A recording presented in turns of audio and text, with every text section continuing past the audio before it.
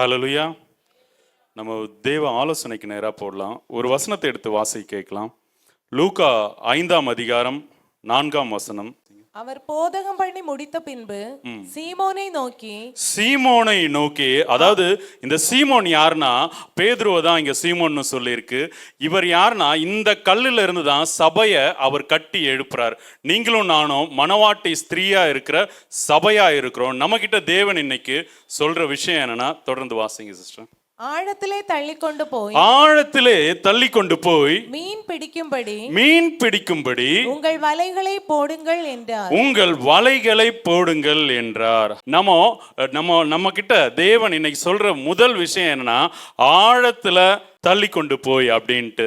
அதாவது நம்ம கிட்ட இருக்கிற இந்த ஜெப வாழ்க்கையோ, துதிக்கிறதோ, வேதம் வாசிப்போ, இல்ல தேவனுக்கென்று நம்ம செய்யறோம் இல்லையா, ஏதோ ஒரு காரியத்தை தேவனுக்கென்று அர்ப்பணித்து, ஹல்லேலூயா, அந்த விஷயம் பத்தாது, ஆழத்துல நம்ம தள்ளி கொண்டு போகணும்னு சொல்றார். ஹல்லேலூயா. அதாவது இப்போ பேதுரு பாருங்க, அவர் யாருன்னா அவர் மீன் பிடிக்கிறவர் இல்லையா. எந்த மீனை பிடிக்கிறதுக்கு எந்த வலை போடணும், எப்படி போடணும், என்ன பொழுதுல போடணுங்கிறது அவருக்கு ரொம்ப நல்லாவே தெரியும். ஹல்லேலூயா. அப்போ இயேசு கிறிஸ்து அந்த இடத்துல வரும்போது அவர் மீன் பிடிக்கிறவர் இல்லையா. அப்போ அந்த மனுஷர் சொல்றார், மனுஷ சாயில வந்த தேவகுமாரன் பேதுருன் இடத்துல, அதாவது அவர் எக்ஸ்பர்ட்டா இருக்காரு மீன் பிடிக்கிறதுல. பேதுரு அவருடைய தொழிலே அதுதான். அவர்கிட்ட சொல்றாரு, நீ ஆழத்துல தள்ளி கொண்டு போ அப்படின்ட்டு. நீங்க நினைக்கலாம், என்னடா இந்த பிரதர் சொல்றாரு அப்படின்ட்டு. நான் இன்னும் என்ன பண்ணணும், நான் காலையிலேருந்து ஜெபிச்சுக்கிட்டே தான் இருக்கேன், துதிச்சுக்கிட்டே தான் இருக்கேன், வசனத்தை தான் தியானிச்சுட்டே இருக்கேன் அப்படின்னு நீங்க நினைச்சீங்கன்னா உங்க சிந்தையில ஒரு பிழை இருக்கு. ஹல்லேலூயா. ஆண்டவர் சொல்ற விஷயம், நீங்க இது பத்தாது, இப்போ நீங்க ஜெபிக்கிற ஜெபம் பத்தாது, நீங்க வேதம் வாசிக்கிறது பத்தாது, நீங்க தேவனை ஆராதிக்கிறது பத்தாது, இன்னும் ஆழத்துல சென்று நீங்க தேவனை ருசித்து பார்க்கும்படியா தேவன் பிரியம் கொண்டவராக இருக்கார். ஹல்லேலூயா. அதாவது கணுக்கால் அளவுல இந்த அபிஷேகம் பத்துன்னு சொல்லி நீங்க இருந்துட்டீங்கன்னா நமக்கு ஐயோ தான் இல்லையா. அது முழங்கால் அளவு இல்லை, இடுப்பு அளவு இல்லை, நீச்ச ஆழத்துக்குள்ள போகணும் இல்லையா. அதாவது தேவனுக்குள்ள நாம போகணும், அவருக்குள்ள நாம போகணும். நமக்குள்ள அவருடைய ஜீவனுள்ள வார்த்தையாகிய அந்த வசனம் இருக்கும். யோவான் 15ஆவது அதிகாரத்தில் இருக்கு. இப்போ வாசிக்க வேணாம். ஹல்லேலூயா. ஆழத்துறங்கிறது இதுதான். நீங்க எல்லாரும் எத்தனை மணிக்கு எழும்புறீங்க? அவர் இருட்டோடே சென்று பிதாவோடு ஐக்கியப்படும்படிக்கு போறாரு பார்க்குறோம் இல்லையா. சிஷ்யர்கள்லாம் கூடயே இருக்காங்க. ஜனங்க வரும்போது தேடுறாங்க இயேசு எங்கன்னு பார்த்தா, இவங்க எல்லாரும் எழும்புறதுக்கு முன்னாடியே பிதாவோடே ஐக்கியமா இருக்கிறதுக்கு போறாங்களாம். ஹல்லேலூயா. அந்த ஐக்கியம் இருக்கா?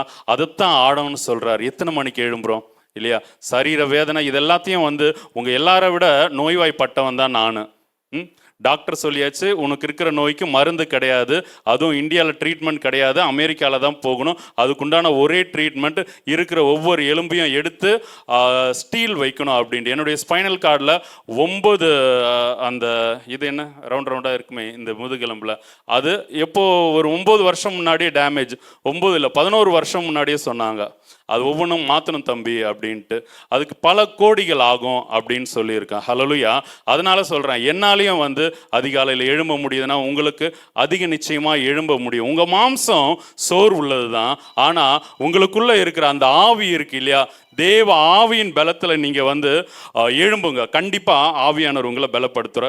அப்போது ஆழத்தில் தள்ளி கொண்டு போய்ங்கிறதுக்கு அர்த்தம் அதிகாலையில் இருட்டோட நீங்கள் 1 மணி நேரமாவது விழித்திருந்து தேவனை தேடணும். 2வது விஷயம், மீன் பிடிக்கும்படி உங்கள் வலைகளை போடுங்கள் அப்படின்னு சொல்கிற. அதாவது நீங்கள் தேவனோட ஆழத்தில் போகிறது உங்களுடைய ஆசீர்வாதத்துக்கு அல்ல. உங்கள் பிள்ளைங்க நல்லா படிக்கணும், உங்கள் பிள்ளைங்களுக்கு நல்ல பதவி கிடைக்கணும், உங்கள் பேர பிள்ளைங்கள்லாம் சந்தோஷமாக இருக்கணுங்கிறதுக்கு அல்ல. அவர் என்ன சொல்றார்? மீன் பிடிக்கும்படிக்கு. மீன் பிடிக்கிறதுங்கிறது ஆத்ம ஆதாயத்தை கொடுக்கும் இல்லையா. அப்போ நீங்க ஆத்ம ஆதாயம் செய்யணும் அப்படின்ட்டு. அப்ப நாங்க எல்லாரும் பாஸ்டர் ஆகணுமா பிரதர்னு கேட்டா, அவனுக்கு பகிர்ந்தளிக்கப்பட்டதன்படி.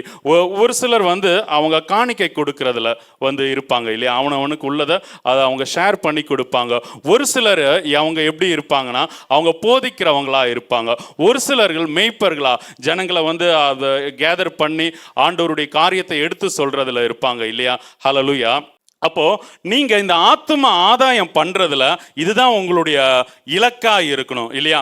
நீங்க தேவனோடு ஆழத்துல போகணும். எதுக்கு? காலையில உட்கார்ந்து ஐயோ எனக்கு சரீரத்துல சுகத்தை கொடுங்க, எனக்கு பலத்தை கொடுங்க, எனக்கு பணத்தை கொடுங்க, என் பிள்ளை நல்லா இருக்கணும், அது கீழ்ப்படியணும், அப்படி போகாம ஆண்டவரே நான் என்ன செய்ய சித்தமா இருக்கிறீர்னு அவர் சமூகத்துல உட்கார்ந்து கேட்கும்போது அவர் சொல்லுவார், இவங்களுக்கு வேண்டி ஜெபி.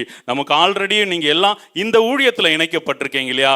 உங்களுக்கு பேர் தெரியாத, ஆட்கள் தெரியாத அந்த ஜனத்துக்கு வேண்டி உங்களுடைய ஜெபத்தை ஆரம்பிங்க. ஹல்லேலூயா. முதல்ல நீங்க ஆழத்துல தள்ளி கொண்டு போகணும். அதாவது அதிகாலையில எழும்ப சொல்றாரு. ரெண்டாவது மீன் பிடிக்கும்படிக்கு இல்லையா? அப்போ ஆத்தும ஆதாயம் பண்ற அந்த ஒரு எண்ணம் உங்களுக்குள்ள இருக்கணும். அவனவன் பிறனுடைய பிரயோஜனத்தை குறித்து என்ன கடவன் அப்படின்னு சொல்லியிருக்கு இல்லையா? இயேசு கிறிஸ்து தனக்குன்னு ஒண்ணுமே கேட்கல. அவர் வந்தது வாழ்ந்தது எல்லாமே நமக்காக தான், எல்லாரையும் ரட்சித்து கொள்ளும்படியா. உங்களுக்குள்ள அந்த எண்ணம் இருக்கா? எல்லாரும் வந்து ரட்சிக்கப்படணும் அப்படின்ட்டு. மூணாவது காரியம் என்னன்னா, வலைகளை போடுங்கள் அப்படின்னு இருக்கார். வலைகள்ங்கிறது பின்னாடி வலைகளை என்ன குறிக்கும்னா பரலோக ராஜ்யத்தை குறித்து இங்க சொல்லுவார். ஹல்லேலூயா.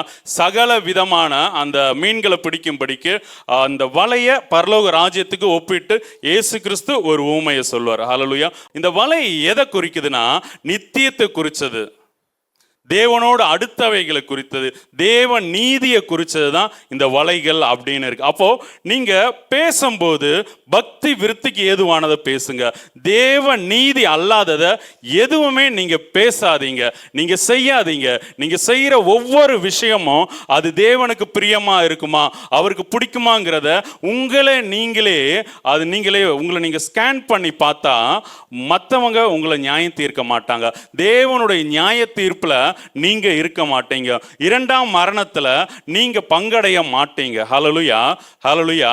அப்போ இந்த வலைங்கிறது நித்தியத்தை குறிச்சது இல்லையா? அப்போ நீங்க செய்யற எல்லாமே தேவனுக்கு அடுத்ததா, அவருடைய வசனத்துக்கு உட்பட்டு இருக்கா, கிறிஸ்துவனுடைய போதனைக்கு உட்பட்டு இருக்கதா என்றதை நீங்க நம்மை நாமே நிதானித்து அறிந்தோமானால் நாம் நியாயம் தீர்க்கப்படும். ஒரு தடவை கூட இந்த வசனத்தை வாசிக்கலாம். அவர் சபையாகிய நம்மளை பார்த்து சொல்றது, முதலாவது ஆழத்திலே தள்ளி கொண்டு போய், ரெண்டாவது மீன் பிடிக்கும்படி, மூணாவது உங்கள் வலைகளை போடுங்கள் என்றார். ஹல்லேலூயா. இது இப்படி நாம செய்யறதுக்கு நம்ம கிட்ட ஒரே ஒரு விஷயம் தாங்க வேணும்.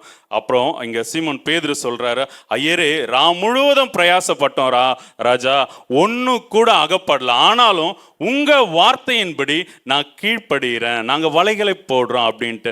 அப்போ இன்னைக்கு நாம கத்துக்க வேண்டியது பேதுரு கிட்ட இருந்து நமக்குள்ள கீழ்ப்படிதல் வேணும். என்னதான் வந்து நீங்க வசனத்தை அப்படியே என்ன சொல்ற உங்க உள்ளுக்குள்ள இருந்து அப்படியே வசனத்தை பேசுறவங்களா இருந்தாலும், பெரிய பெரிய ஊழியத்தை பண்றவங்களா இருந்தாலும், பிசாசு துரத்துறவங்களா இருந்தாலும், தீர்க்க தரிசனம் உரைக்கிறவங்களா இருந்தாலும், நீங்க தேவனுக்கு கீழ்ப்படுகிறீங்களா? அவர் உங்க ஆவியில ஏவனவைகளுக்கு கீழ்ப்படுகிறீங்களா? ஹல்லேலூயா.